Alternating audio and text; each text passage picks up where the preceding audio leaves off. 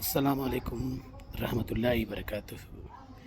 ద్వారా మనకు అక్కడక్కడ ఒక విషయం మాటి మాటికి ముందుకు వస్తుంటుంది. అది ఏమిటంటే అందరూ బాగుండాలి, అందులో మనం ఉండాలి అనే మాట మన ముందుకు అప్పుడప్పుడు వస్తుంటుంది.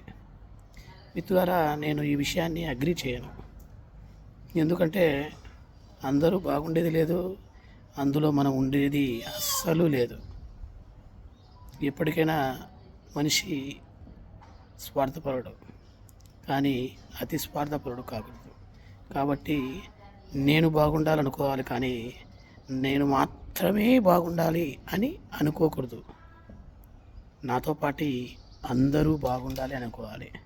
అటువంటి మనస్తత్వం, అటువంటి ఉద్దేశం ఉండగలిగి ఉంటే సమాజంలో అందరూ బాగుంటారు.